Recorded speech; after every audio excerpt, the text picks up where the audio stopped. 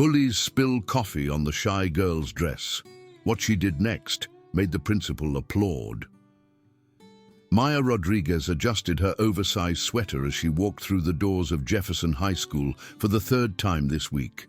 At 17, she had perfected the art of making herself invisible.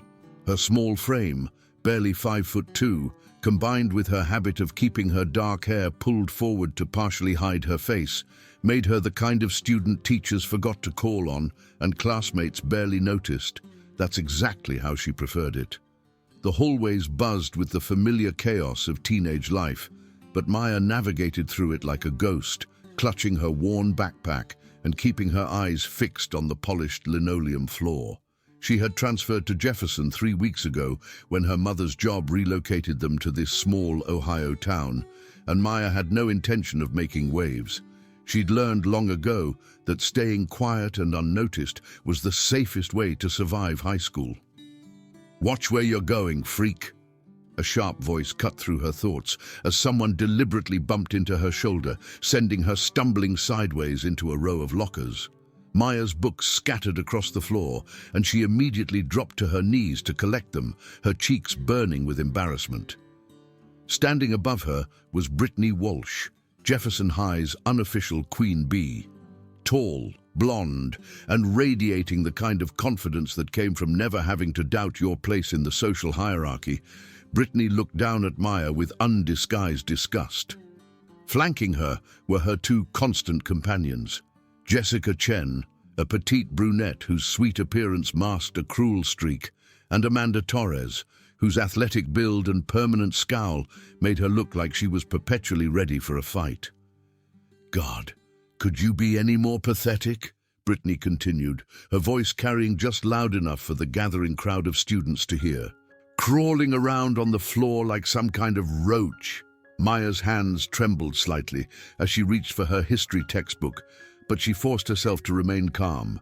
She'd dealt with bullies before at her previous schools, and she knew that reacting would only make things worse. The best strategy was always to stay invisible, let them have their fun, and wait for them to get bored and move on to easier targets. "I think she's actually deaf," Jessica chimed in with a fake giggle. "Either that or she's too stupid to understand English. What's your problem, weirdo? Cat got your tongue?" The crowd of students had grown larger, forming a loose circle around the scene. Maya could feel their eyes on her, some amused, others uncomfortable but unwilling to intervene. She recognized the familiar dynamics playing out, the entertainment value of watching someone else get torn down, the relief that it wasn't happening to them, the collective decision that it was easier to be a spectator than to get involved. Maya finally gathered all her books and stood up slowly, still keeping her eyes downcast. She tried to step around Brittany, but the taller girl deliberately moved to block her path. "Where do you think you're going?" Brittany demanded. "We're having a conversation here. Don't you think it's rude to just walk away when someone's talking to you?" I need to get to class," Maya whispered, her voice barely audible. "Speak up," Amanda barked, stepping closer. "We can't hear you when you mumble like that. What kind of name is Maya anyway? Sounds foreign. Are you even supposed to be in this country?" Maya's jaw tightened almost imperceptibly, but she forced herself to remain calm. She'd heard variations of these taunts before, and she knew that responding would only escalate the situation. What these girls didn't know, what nobody at Jefferson High knew, was that Maya Rodriguez had spent the last 8 years training in mixed martial arts. She held a black belt in Taekwondo, was proficient in Brazilian Jiu-Jitsu, and had won 3 regional championships in youth MMA competitions. Her small stature was deceptive. Beneath her baggy clothes was a body honed by countless hours of training, discipline, and dedication. But Maya had made a promise to her mother when they moved to Jefferson. No more fighting, no more trouble. Her mother had been horrified when she learned about Maya's involvement in underground youth fighting circuits at their previous town, and she'd made Maya swear that she would try to be a normal teenager for once. That meant no martial arts, no competitions, and definitely no using her skills to solve problems with bullies. My dad says people like her are what's wrong with this country, Brittany continued, her voice growing louder and more confident as she fed off the crowd's attention. Coming here and taking spots away from real Americans. The first bell rang, signaling 5 minutes until first period, and the crowd began to disperse reluctantly. Brittany gave Maya one last disgusted look before flipping her blonde hair and walking away with her friends, their laughter echoing down the hallway.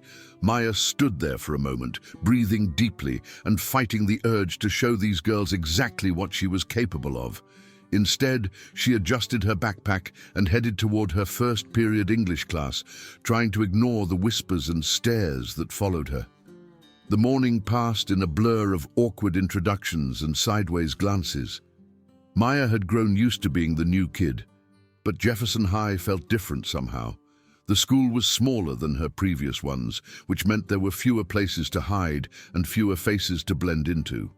Every classroom she entered felt like a spotlight was shining on her, highlighting her outsider status. At lunch, Maya grabbed a turkey sandwich and a bottle of water from the cafeteria line and looked around for somewhere to sit. The cafeteria was divided into the usual high school territories.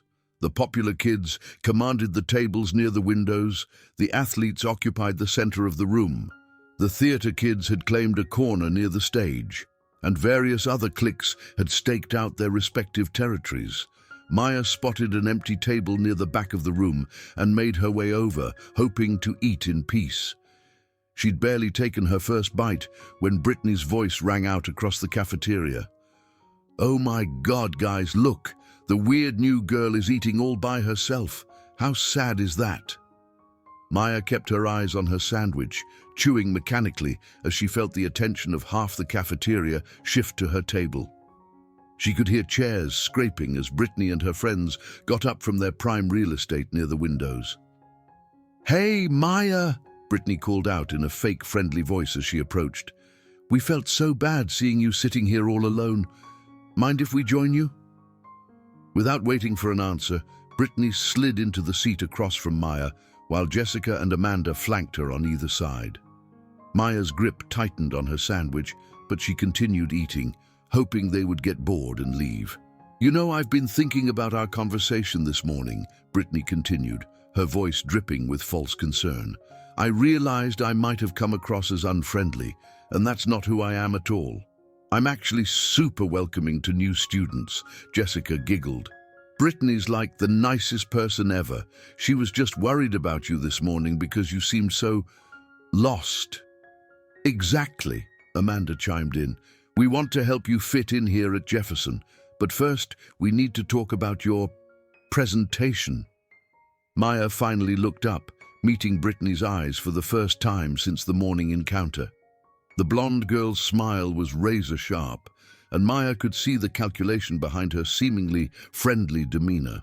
"Your clothes, for instance," Brittany continued, gesturing at Maya's oversized sweater and faded jeans.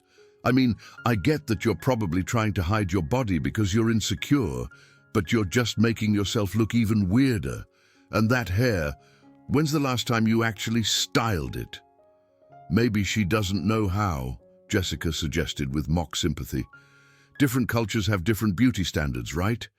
Maybe where she comes from, looking like you just rolled out of bed is considered attractive." Maya set down her sandwich carefully, her hands steady despite the anger building in her chest. She could feel the familiar surge of adrenaline that preceded a fight, the way her vision sharpened and her muscles tensed in preparation for action. But she forced herself to remember her mother's tearful face the night before they moved, the way she'd begged Maya to promise that she would try to be different this time. "I think you're being too harsh," Brittany said, though her tone suggested she was enjoying every moment. "Maya just needs some guidance, some friends to show her how things work around here." "Is that what you want, Maya?" Amanda asked, leaning forward aggressively. "Do you want us to be your friends?" The cafeteria had grown quieter, with conversations at nearby tables dying down as students sensed the drama unfolding. Maya could feel dozens of eyes on her, waiting to see how she would respond to this very public humiliation. "I just want to eat my lunch," Maya said quietly, her voice steady but barely above a whisper. "See, there's your first problem," Brittany said, her friendly facade beginning to slip. "You mumble. How is anyone supposed to take you seriously when you can barely speak up for yourself? And sitting back here by yourself just makes you look like a total loser." "Maybe she likes being alone," Jessica suggested with a smirk. "Some people are just naturally antisocial. It's probably better for everyone if she stays isolated." Maya stood up abruptly, gathering her half-eaten lunch and preparing to leave. She'd endured enough public humiliation for one day, and she could feel her carefully maintained self-control beginning to fray around the edges. "Where are you going?" Brittany demanded, also standing. "We're trying to help you here, and you're just going to walk away. That's pretty rude, don't you think?" "I said I just want to eat my lunch," Maya repeated, her voice slightly stronger this time. "And we're trying to explain why nobody wants to be around you," Amanda shot back. "The least you could do is listen when people are trying to help you improve yourself." Maya turned to leave, but Jessica suddenly stood up and accidentally bumped into her, causing Maya's water bottle to spill across the front of her sweater. The liquid was cold and immediately began soaking through the fabric, making Maya gasp in surprise. "Oh my God, I'm so sorry," Jessica exclaimed with obviously fake concern. "I'm such a klutz. Here, let me help you clean that up." Before Maya could react, Jessica grabbed napkins from the table and began aggressively dabbing at Maya's chest, the rough paper tearing at the wet fabric and drawing even more attention to the scene. Maya stepped back, her face flushing with embarrassment and anger. "Stop!" Maya said firmly, grabbing Jessica's wrist to prevent her from continuing the humiliating help. "Whoa!" Amanda said loudly, drawing the attention of even more students. "Did she just grab you, Jess? That looked pretty aggressive to me." "I was just trying to help," Jessica said, pulling her wrist away dramatically. "God, you don't have to be so violent about it." The word violent seemed to echo through the cafeteria, and Maya could see heads turning at nearby tables. She realized that the situation was rapidly spiraling out of control, and any response she made would likely be twisted against her. "I need to go change," Maya said, gathering her things and walking quickly toward the exit.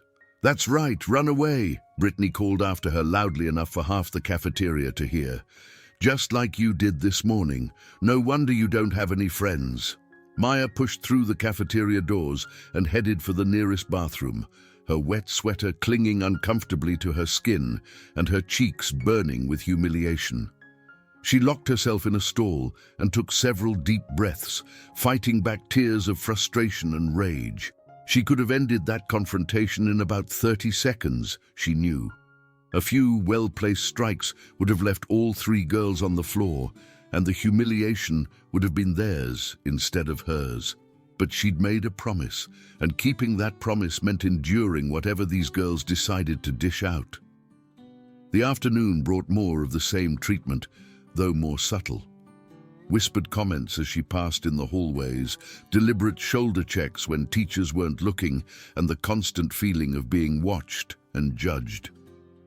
By the time the final bell rang, Maya felt emotionally drained and physically tense from maintaining her composure all day.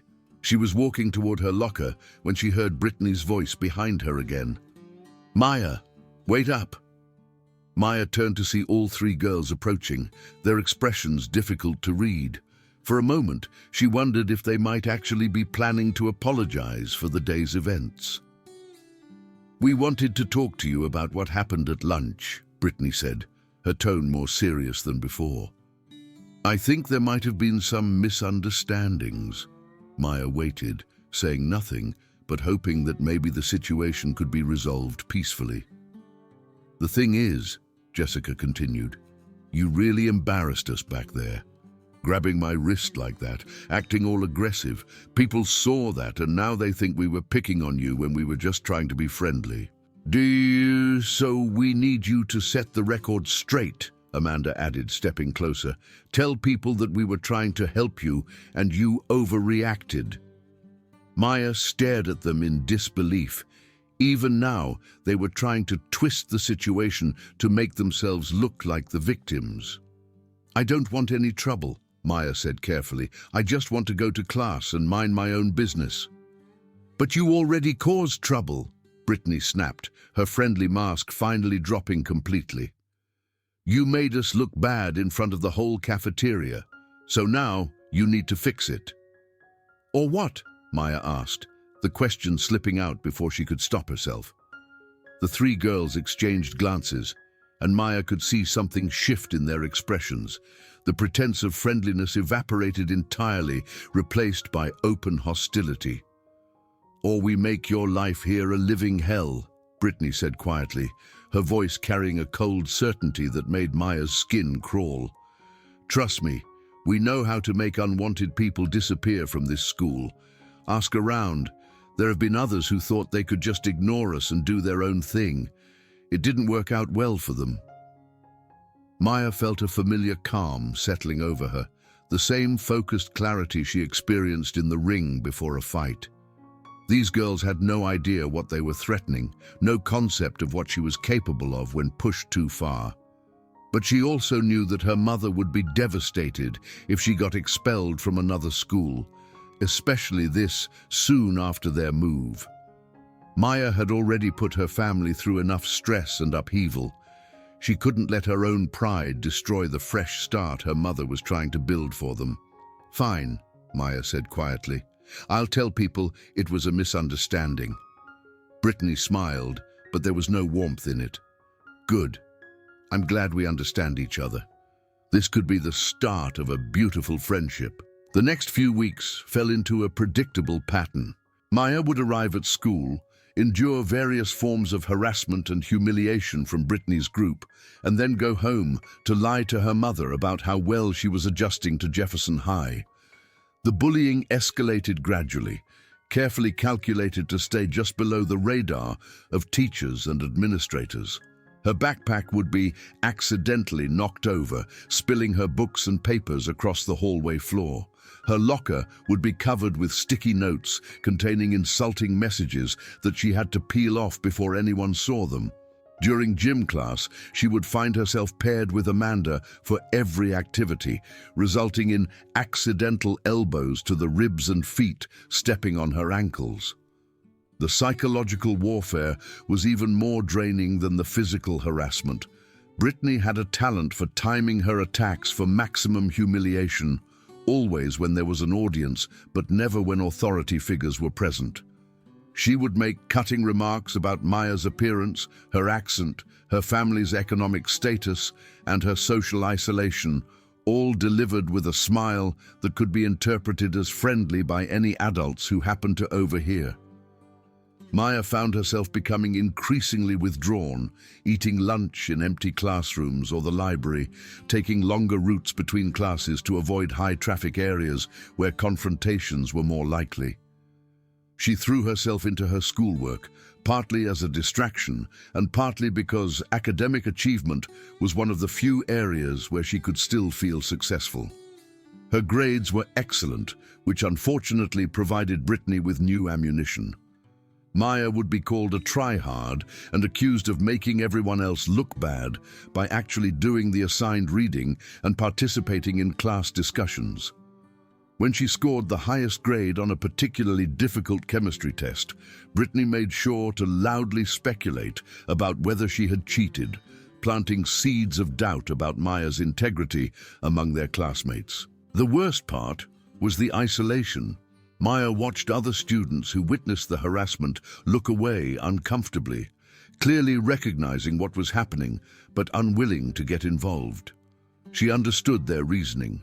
Brittany's group wielded significant social power at Jefferson High, and standing up to them could easily result in becoming their next target.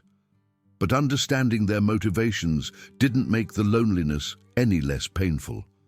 Maya's mother began to notice changes in her daughter's behavior. Maya, who had always been quiet, became almost completely silent at home. She stopped talking about school entirely, deflecting her mother's questions with vague responses about everything being fine. She began having trouble sleeping, lying awake at night, replaying the day's humiliations and imagining different ways she could have responded. The breaking point came on a Tuesday morning in early November. Maya was walking to her first period class when she heard Brittany's voice behind her. "Maya, perfect timing. We need to talk." Maya turned to see all three girls approaching, but something was different this time. Their expressions were more serious, more focused, and Maya felt a chill of apprehension. "We've been thinking," Jessica said, "and we've decided that our current arrangement isn't working out." "What arrangement?" Maya asked, genuinely confused. "The one where you stay out of our way and we let you exist at our school," Amanda clarified.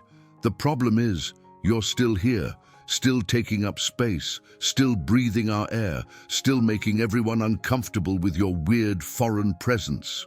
Maya felt her heart rate increase, recognizing the familiar signs that a confrontation was about to escalate beyond their usual verbal harassment. "We've decided it's time for you to transfer schools," Brittany announced. "Find somewhere else to be weird and antisocial. Maybe a school with more people like you, where you'll fit in better." "I'm not transferring," Maya said quietly but firmly. "I have just as much right to be here as anyone else." The three girls exchanged glances, and Maya saw something pass between them, some kind of silent communication that made her muscles tense instinctively. "That's where you're wrong," Brittany said, stepping closer. "See, this is our school.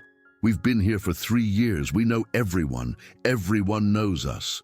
You're just some random weirdo who showed up a few weeks ago thinking you could just fit in and be accepted." "But you're not accepted," Jessica continued. "Nobody likes you, nobody wants you here, and nobody would miss you if you disappeared tomorrow. So we're going to help you make the right decision," Amanda added, cracking her knuckles in what Maya recognized as a clear threat. Maya looked around the hallway, noting that it was relatively empty. Most students were already in their first period classes. The few who remained seemed to sense the tension and were actively avoiding eye contact, clearly not wanting to get involved in whatever was about to happen. "I'm not looking for trouble," Maya said, taking a step backward. "I just want to go to class." "Too bad," Brittany said. "Trouble found you." What happened next occurred so quickly that later witnesses would have difficulty agreeing on the exact sequence of events. Amanda lunged forward first, clearly intending to shove Maya against the lockers. But instead of stumbling backward as expected, Maya sidestepped smoothly, using Amanda's momentum against her and sending the larger girl crashing into the metal doors with a resounding clang. Jessica reacted next, throwing a wild punch at Maya's head. Maya ducked under the swing effortlessly, her body moving with the fluid precision of years of training. She grabbed Jessica's extended arm and used a basic judo throw to send her tumbling to the floor, where she landed hard on her back with a surprised yelp. Brittany, seeing both her friends neutralized in a matter of seconds, stood frozen in shock. Maya straightened up slowly, and for the first time since arriving at Jefferson High, she looked directly into Brittany's eyes without flinching or looking away. "Stay down," Maya said quietly, her voice carrying an authority that made both girls on the floor remain exactly where they were. The transformation in Maya was startling. Gone was the hunched posture and downcast eyes. She stood tall, balanced on the balls of her feet, her hands relaxed but ready. Everything about her body language screamed dangerous competence, and Brittany suddenly realized that they had been tormenting someone who could have destroyed them at any point over the past month. "What the hell are you?" Brittany whispered, her voice shaking. "Someone you should have left alone," Maya replied. By now, the commotion had attracted the attention of other students, and a small crowd was beginning to gather. Maya could see phones being pulled out, could hear excited whispers as word spread that the weird, quiet girl had just taken down 2 of the school's most notorious bullies in about 10 seconds. Amanda was trying to get back on her feet, her face red with embarrassment and rage. "You freak!" she shouted. "You're going to pay for that!" She charged at Maya again, this time with more caution, but still nowhere near the skill level needed to challenge someone with Maya's training. Maya waited until the last second, then grabbed Amanda's shirt and used her attacker's own momentum to throw her over her hip in a perfect hip toss. Amanda hit the floor hard, the wind knocked out of her lungs. "I said stay down," Maya repeated, her voice calm but carrying an unmistakable edge of warning. Jessica was back on her feet now, her eyes wild with humiliation and anger. "This isn't over, you psycho. You can't just attack people." "Attack people?" Maya repeated, genuine bewilderment in her voice. "You mean like you've been doing to me for the past month? Like you were doing 30 seconds ago when you tried to punch me in the face?" The crowd was growing larger, and Maya could see several teachers pushing through the gathering students. She knew that in a few moments this confrontation would be over and the real consequences would begin. But for right now, for these precious few seconds, she was finally able to speak her truth. "I tried to be invisible," Maya continued, her voice growing stronger and more confident with each word. "I tried to ignore you, to stay out of your way, to be the perfect victim who would just take whatever you wanted to dish out. But you couldn't leave me alone, could you? You had to keep pushing and pushing until you finally pushed too far. Maya Rodriguez," Principal Williams' voice boomed across the hallway as he approached the scene. "What is going on here?" Maya turned to face the principal, noting the shocked expressions on the faces of the students around her. Many of them had watched her being bullied for weeks without saying a word, and now they were seeing her in a completely different light. "These 3 girls have been harassing me since my first day here," Maya said clearly, her voice carrying across the hallway. "Today, they threatened me and then physically attacked me. I defended myself." "That's not what happened," Brittany protested, though her voice lacked its usual confidence. "She went crazy and attacked us for no reason." Principal Williams looked around at the scene. Amanda still on the floor holding her ribs, Jessica leaning against the lockers with tears in her eyes, Brittany standing several feet away from Maya as if afraid to get closer. Then he looked at Maya, who stood calmly in the center of it all without a mark on her. "Everyone involved, my office now," he said firmly. "The rest of you, get to class. Show's over." "BD." As they walked toward the principal's office, Maya caught sight of her reflection in a window and barely recognized herself. For the first time in weeks, she was standing up straight, her shoulders back and her head held high. She looked like someone who commanded respect, someone who wouldn't be pushed around or intimidated. The meeting in Principal Williams' office was tense, but ultimately satisfying. When he asked for witness statements, several students came forward to describe the weeks of harassment they had observed, painting a clear picture of sustained bullying that had finally escalated to physical violence. The hall security cameras corroborated Maya's version of events, showing clearly that Amanda and Jessica had initiated physical contact.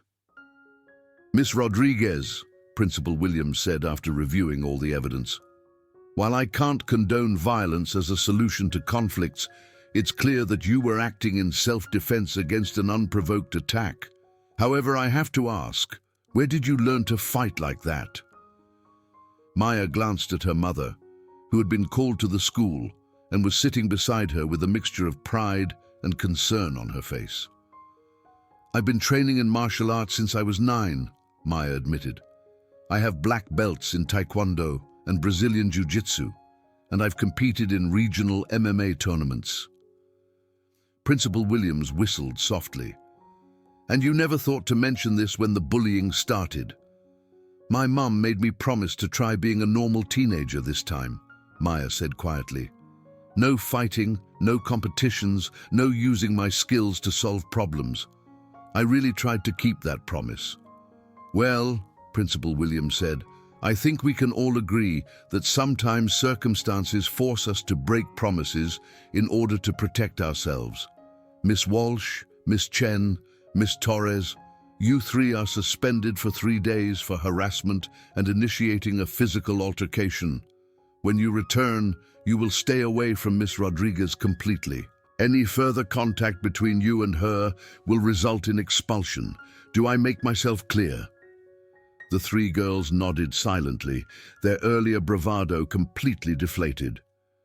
"Miss Rodriguez," the principal continued, "you're not being disciplined because you were clearly defending yourself. However, I'm going to strongly recommend that you consider joining our martial arts club or maybe starting a self-defense program for other students. It seems like you have skills that could benefit the entire school community." As they left the principal's office, Maya's mother put her arm around her daughter's shoulders. "I'm proud of you," she said quietly. "Not for fighting, but for trying so hard to keep your promise, and for finally standing up for yourself when you had no other choice." The remainder of Maya's time at Jefferson High was dramatically different from her first month.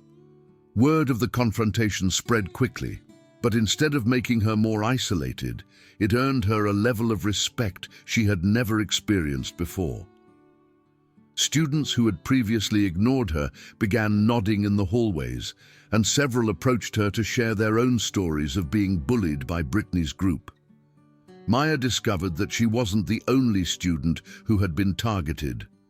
Over the past 3 years, Brittany, Jessica, and Amanda had systematically terrorized anyone they perceived as different or vulnerable. Several students had transferred schools rather than continue enduring their harassment, and others had suffered in silence, just as Maya had. The 3 bullies, meanwhile, found their social status significantly diminished. Other students began speaking up about their behavior, and many of their former followers distanced themselves from the group. They completed their suspension quietly and returned to school with a much lower profile, no longer wielding the social power they had once taken for granted. Maya did join the martial arts club, and she also started a peer counseling program for students dealing with bullying. She discovered that she had a talent for helping others find their own strength and confidence, teaching them that standing up for yourself didn't necessarily mean fighting, but it did mean refusing to accept abuse. Principal Williams was true to his word about the self-defense program. Maya began teaching basic self-defense classes after school, focusing on awareness, de-escalation, and confidence building rather than fighting techniques. The classes were popular with students of all backgrounds, and Maya found that she genuinely enjoyed teaching and mentoring her peers. The experience changed Maya's relationship with her own abilities as well. She realized that her martial arts training wasn't just about fighting. It had given her discipline, confidence, and inner strength that served her well in all areas of life. She didn't need to hide that part of herself or pretend to be someone she wasn't in order to fit in. By the end of the school year, Maya had transformed from an invisible outsider to one of the most respected students at Jefferson High. She had close friends, was involved in multiple extracurricular activities, and had earned the admiration of both students and faculty. More importantly, she had learned that sometimes the most important battles aren't won with fists, but with the courage to stand up and refuse to be victimized. The bullies had picked on what they thought was an easy target, but they had unknowingly chosen to mess with someone who possessed not just the physical skills to defend herself, but the moral strength to do so without losing her humanity in the process. Maya's victory wasn't just personal, it was a triumph that made Jefferson High a safer and more welcoming place for everyone.